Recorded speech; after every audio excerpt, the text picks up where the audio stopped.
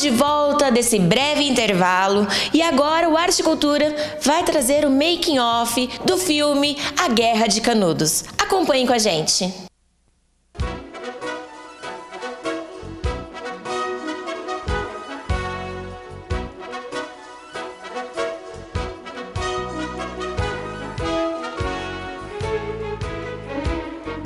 Ninguém de óculos, ninguém de relógio, ninguém de pulseira, ninguém de anel, ninguém de cordão e ninguém da fita do Senhor do Bonfim.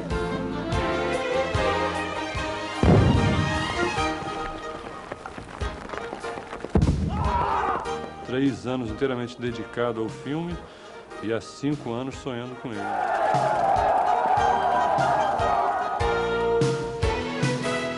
Eu achava absolutamente inviável produzir esse filme no Brasil. O bom cinema nacional é aquele cinema que refere o país o tempo todo. 4.000 figurantes.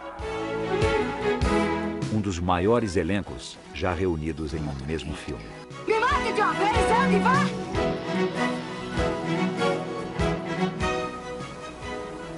Em nome de nosso Senhor Jesus Cristo, defende nosso belo monte. A mais ousada produção cinematográfica já realizada no Brasil. Eis o nosso alvo, Canudos!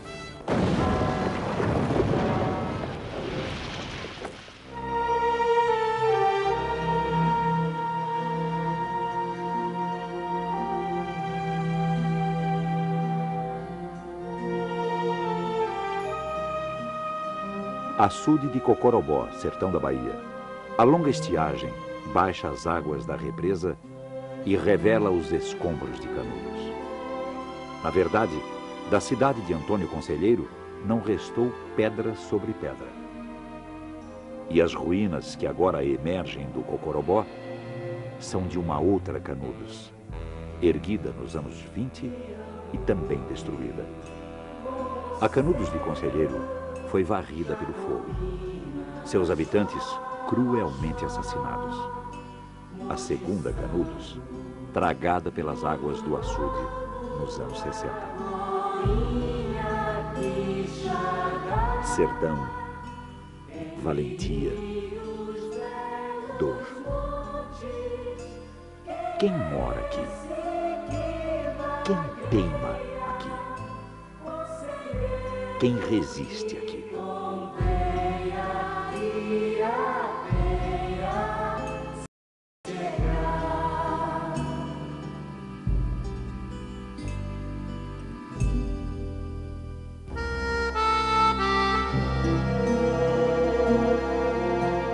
Junco do Salitre, Juazeiro, nordeste do estado da Bahia.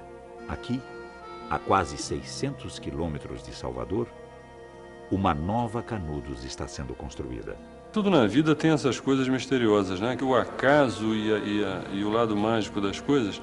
Você pega o mapa do Brasil e aí você diz assim, bom, vou fazer um filme aonde? Eu tenho um prazer enorme de viajar pelo Brasil, de andar, ficar andando.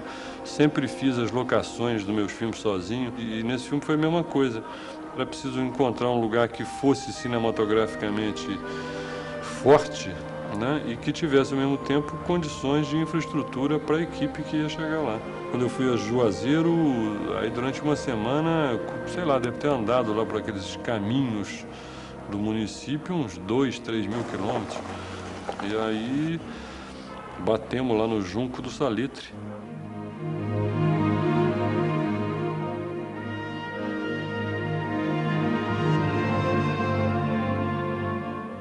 Foram 4 meses de trabalho, 200.000 blocos de adobe, 700 casas de taipa e 2 igrejas.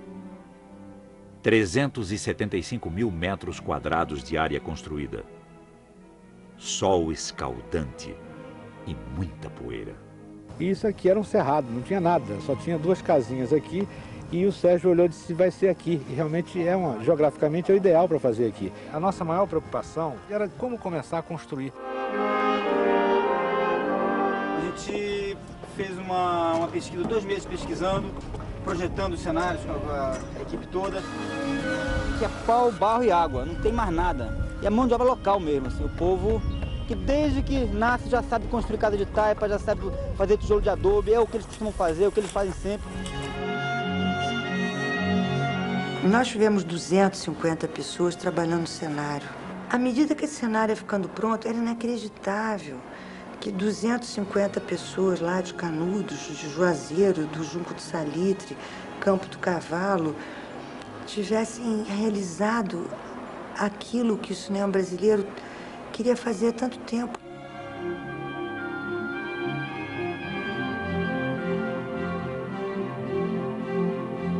O filme nasceu por causa dos Sertões, uma paixão pelo livro do Euclides.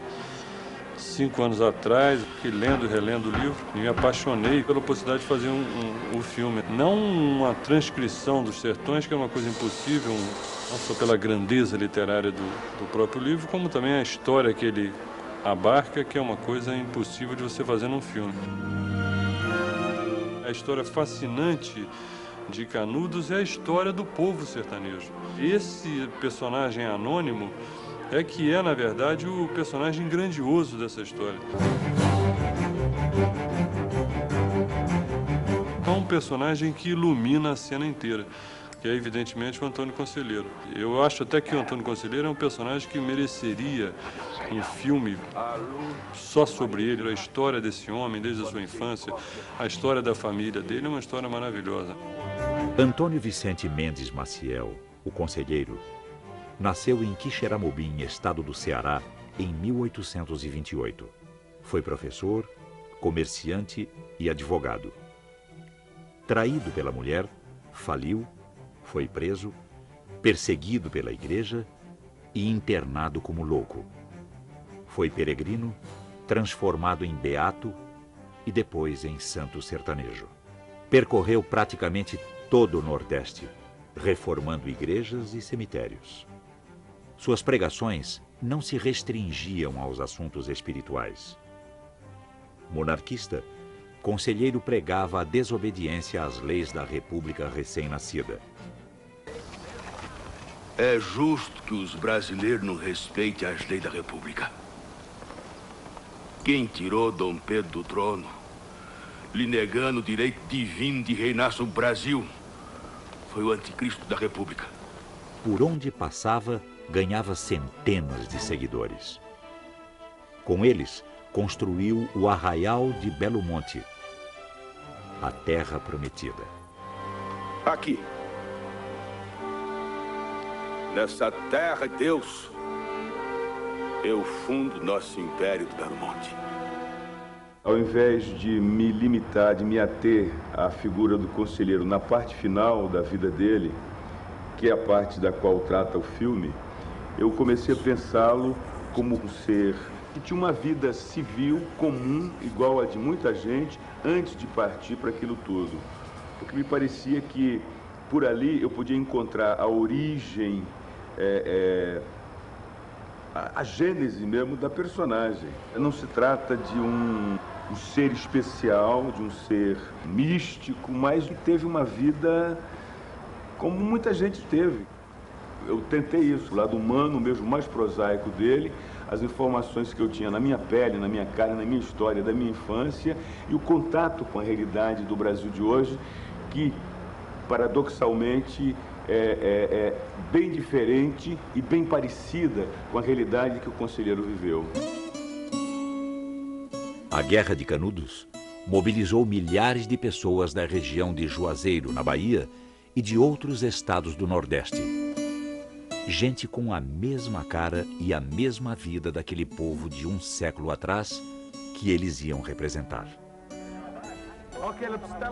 A maioria nunca havia sequer assistido a um filme.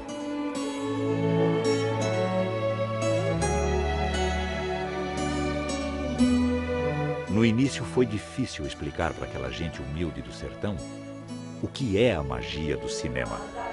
Estrela da Espanha, Varão Milagroso. Vamos de novo essa partezinha. A gente batia de casa em casa, né? De porta em porta. As pessoas correndo, a mulher pegava os meninos, botava debaixo do braço e sumia no meio do mato. E a gente ficava esperando e voltava no dia seguinte e terminava convencendo as pessoas de que não tinha nenhum perigo fazer cinema, né? Porque outras pessoas diziam que ia ter guerra, era a guerra de Canudos, ia morrer muita gente, eles achavam que era para morrer mesmo, né? Com o tempo, né, fui trabalhando e mostrando que era uma brincadeira, o cinema era como uma brincadeira de criança. Para vestir toda essa gente, a figurinista Betty Felipek reconstituiu as roupas usadas 100 anos atrás pelos canudenses e pelas tropas que arrasaram o arraial do Belo Monte. Buscando na arte a expressão do ser humano, Betty Felipek recorreu a Goya, El Greco e Portinari. Artistas que trabalharam com o desespero da guerra, a religiosidade e o homem sertanejo. 4 meses e meio para construir e fazer o figurino e exatos 4 meses de filmagem. Eu acho uma performance invejável para um filme como esse. Canudos não admitia amadorismo, admitia um profissionalismo radical.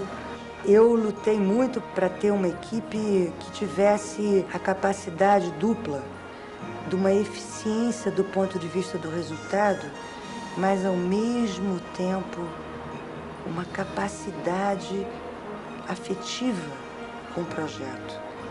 Canudos era um filme complexo.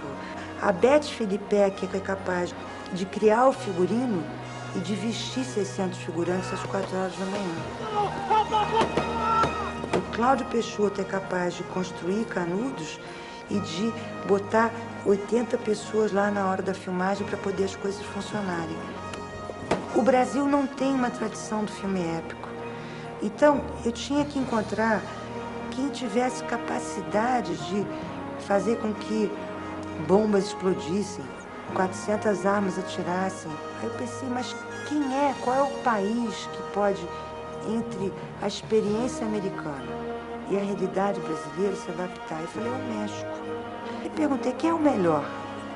Quem é o the best? E o the best chama-se Frederico Farfán.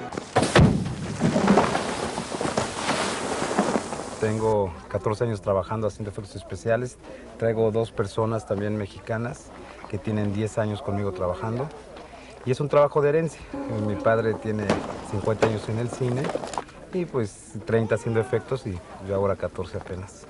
Es la primera vez que vengo a Brasil y estoy feliz de la vida. Pues es una super producción.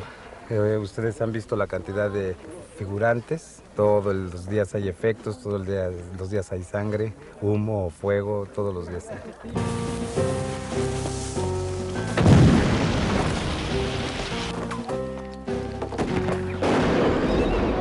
A equipe de Federico Farfán produziu os efeitos especiais no próprio set de filmagem.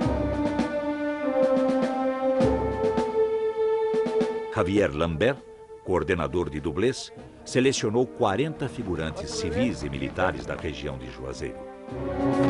Eles e alguns atores foram treinados para as cenas de perigo. Aprenderam a lutar e a morrer nas batalhas. Martim Macias, artista plástico e também maquiador de efeitos especiais, produziu as cabeças mumificadas.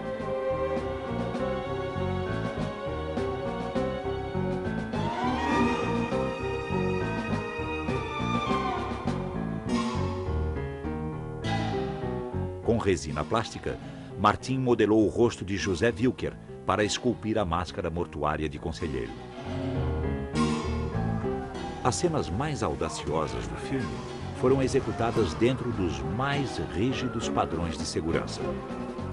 Para as explosões, na Praça de Canudos, pirâmides de ferro foram enterradas no chão. Elas direcionaram as explosões para cima, evitando que fragmentos atingissem os figurantes. As igrejas foram destruídas com 25 quilos de dinamite, num trabalho de absoluta precisão. O incêndio total de Canudos foi um desafio para o cinema brasileiro e para o próprio Farfán. Sua alma está em paz. O Wilker, o Paulo Betti, Marieta, Zé de Abreu, Roberto Bom Tempo, Tonico Pereira. Esse filme tem essa coisa assim de ter um elenco muito grande, muita gente, muito personagem. Eu parti com a turma que eu conheço, que me conhece, com quem eu venho parceiro já nessa aventura de fazer cinema. Eu tinha um desejo de fazer a protagonista desse filme um filme de guerra, e um filme em que os personagens conhecidos dessa história são homens, nesse universo masculino, fazer esse filme um pouco sobre o ponto de vista feminino, não é, de ter uma mulher sendo a protagonista dessa história. Que essa força do sertanejo, na verdade, fosse a força de uma mulher. Eu vou gostar de ver o soldado passar faca em tua goela e te mandar pro inferno, seu velho infeliz. Causa que foi tua loucura que desgraçou nossa família. Tu matou Toinho, tu vai matar a mãe e matar a Tereza. Pare com isso, Luísa! Eu faço a Luísa, que é uma sertaneja de uma família miserável e que estão na miséria, ficam ainda mais na miséria por causa da República.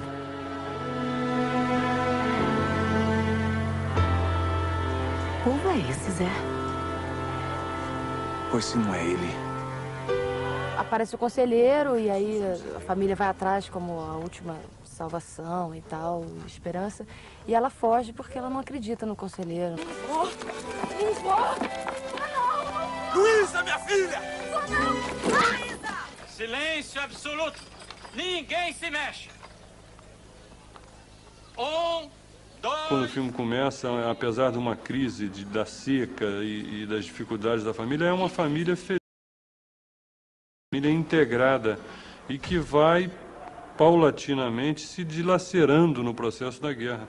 A mãe, que é uma mulher mais que não tem essa fé religiosa, mas que acompanha o marido, que depois também acredita em Canudos como uma possibilidade social e de vida, né, de melhoria de condições de vida, uma coisa bem pragmática, acaba que se envolve loucamente também naquela guerra. Ela mantém uma dignidade, um orgulho ali dentro daquela miséria, né? Tem desde essa mulher que é simplesmente ligada ali à terra, aos filhos, até ela se transformar quase que numa guerrilheira. Ela pega uma arma, ela não é uma mulher de pegar uma arma, e a vida empurra ela para isso e ela acaba sendo uma das defensoras de Canudos, né? Tu não tem vergonha, não? Um cabra forte como tu se render? O pai, que é um cara, no começo a gente vê um cara doce com os filhos e afetivo, ele vai endurecendo, ele vai se embrutecendo naquele processo todo da guerra e nesse processo místico. Me chama mais pai. Já não chega a morte de Toinho? Entre a vida e a morte, escolha a vida pelo menos uma vez. O Zé Lucena é um homem com toda a sua força, né? Grandeza, né? Ele é um ingênuo, um homem que é apanhado por uma circunstância que o deixa perplexo.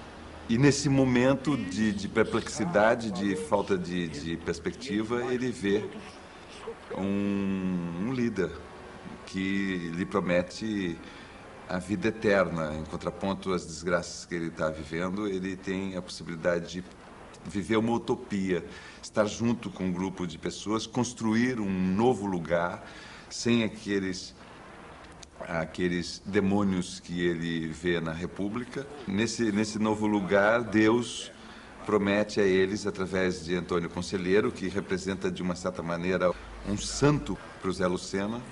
Ele tem essa visão da possibilidade de uma vida melhor. Meu bom pai, Conselheiro, me botou na porta do céu. Eu só tenho que lhe agradecer. A sequência que mais me emocionou fazer, mais gostei de fazer no filme, entre todas, é a trincheira final. Crispim? Diga.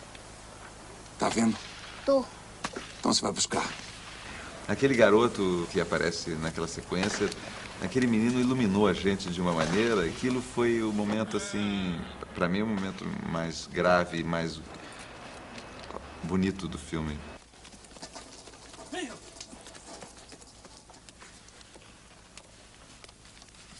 É o cão! É o filho do cão! É o pai do cão! Para montar o exército que destruiu Canudos, Sérgio Rezende convocou Tonico Pereira, que interpreta o temível coronel Moreira César, o corta-cabeça. José de Abreu é o general Arthur Oscar, que comandou a 4ª e última expedição. Celton Mello vive o papel de Luiz, o jovem e inexperiente tenente que se apaixona por Luísa. No confronto entre canudenses e o exército está Pedro, o jornalista que acompanha a guerra, interpretado por Roberto Bontempo.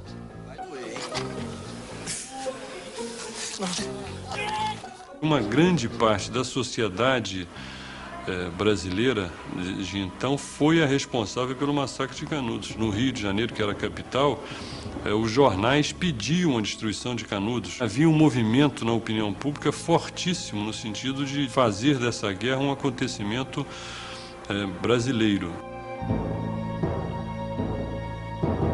O exército, sucessivamente, nas primeiras expedições, foi perdendo as batalhas, foi sendo derrotado.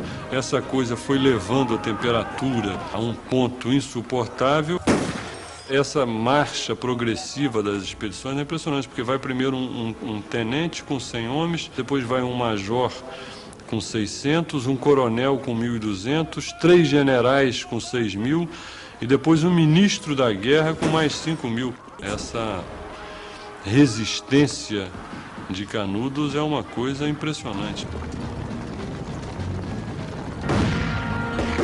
Sérgio Rezende usou a mais sofisticada tecnologia de edição digital não linear para a montagem de A Guerra de Canudos. 40 horas de material filmado foram transformadas em um filme de 160 minutos. Os ruídos, disparos e explosões foram mixados no Sound One, um dos maiores estúdios de Nova York.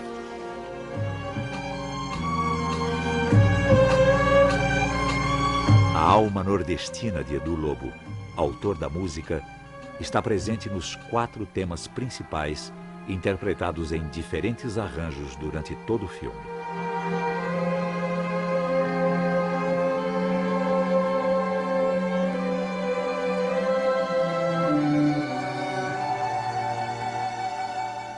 Canudos supera todos os limites conhecidos de padrão de um filme brasileiro. Quem for ao ver Guerra de Canudos sairá do cinema com a sensação de que assistiu uma obra artística de grande nível. Lá estão envolvidos os melhores atores brasileiros, os melhores técnicos brasileiros, o melhor esforço de realizar um projeto, e eu acho que as pessoas vão levar um susto. Canudos expressa a grandiosidade que está na imagem, no cenário, no figurino, na música, na produção. O cinema só consegue transmitir conhecimento se ele partir da emoção. E a história do filme Guerra de Canudos é uma história de emoção. Dai-me força, meu tão bom Senhor.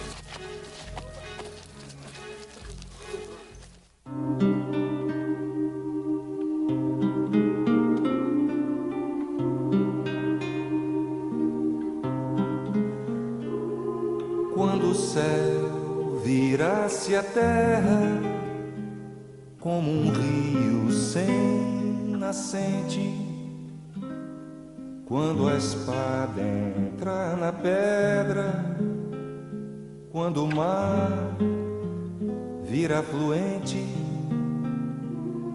que paixão insatisfeita,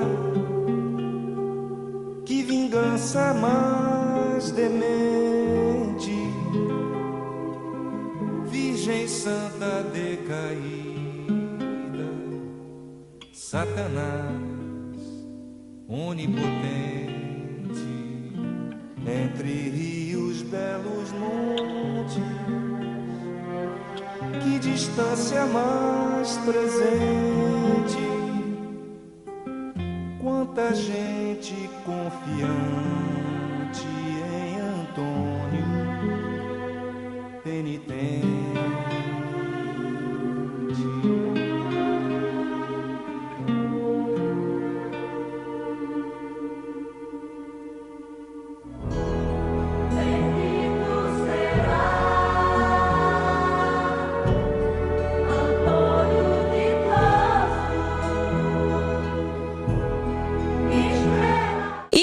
isso, o Arte e Cultura chega ao seu final, mas nós agradecemos a sua audiência e te esperamos na próxima semana. Um beijo e fiquem com Deus. Vamos, pô!